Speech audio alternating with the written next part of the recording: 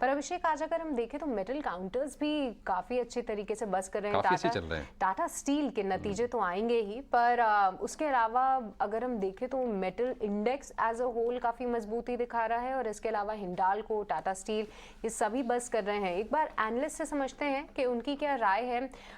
क्षितिज, अगर आप metal index को देखें तो वहां पे क्या नजरिया बन रहा है? अभी भी ये 200 डे मूविंग एवरेज के नीचे ही ट्रेड कर रहा है, पर क्या यहाँ से आउटलुक पॉजिटिव बन रहा है? आप देखें, आपकी स्क्रीन पे कई सारे काउंटर्स बस कर रहे हैं, सेल, हिंडाल्को, टाटा स्टील, जेएसडब्ल्यू स्टील।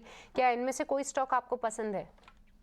बिल्कुल सृष्टि, देखिए यहाँ पे शो की शुरुआत में मेरी दोनों ही जो पिक्स थी बाय साइड पे, दोनों ही मेटल काउंटर के ऊपर थी। और इनफैक्ट मेटल काउंटर के ऊपर ओवरऑल नजरिया काफी ज्यादा पॉजिटिव है। आज के सेशन की बात करें तो इनफैक्ट अगर मेटल इंडेक्स की बात करें तो मुझे यहाँ पे चार्ट्स के ऊपर एक अच्छा खासा ब्रेकआउट आता दिखाई दे रहा है। तो इसका ये मतलब है कि जो आज तेजी बनती दिखाई दे रही है मेटल स्टॉक्स के अंदर या मेटल इंडेक्स के अंदर, ये आने वाले सेशंस में भी ये तेजी कैरी होगी। तो जिन लोगों के पास ऑलरेडी पोजीशन है उन पोजीशंस को होल्ड किया जा सकता है, और जिन लोगों ने फ्रेश पोजीशन लेनी है, मैंने जैसे कि सुझाया था टाटा स्टील, जिंदल स्टील जैसे काउंटर में फ्रेश पोजीशन भी बनाई जा सकती है। इसके अलावा देखिए मेटल काउंटर में से अगर बात करें तो स्टील अथॉरिटी ऑफ इंडिया, इस स्टॉक में काफी अच्छी पोजीशंस बनती दिखाई दे रही है। इनफैक्ट स्टॉक अपने डेज हाई के आसपास कारोबार होता दिखाई दे रहा है। अगर ओवरऑल बात करें टेक्निकल सेटअप पे तो स्टॉक अपने सभी मूविंग एवरेजेस के ऊपर यहाँ पे मोमेंटम कैच करता दिखाई दे रहा है। तो स्टील अथॉरिटी के ऊपर यहाँ पे नजर बना के चल सकते हैं। अपसाइड में मुझे लगता है 88 से 90 के लेवल्स टेस्ट कर सकता है स्टॉक पोजिशनल बेसिस पे।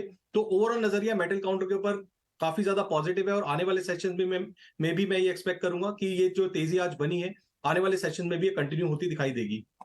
ठीक है, तो ये तेज़ी जो है वो कंटिन्यू होती दिखाई देगी, और जो अनुमान है वो आपकी स्क्रीन पर मार्जिन में एक बढ़िया 2.25% के आसपास की हम ग्रोथ देखेंगे, ऐसा हम अनुमान लगा के चल रहे हैं।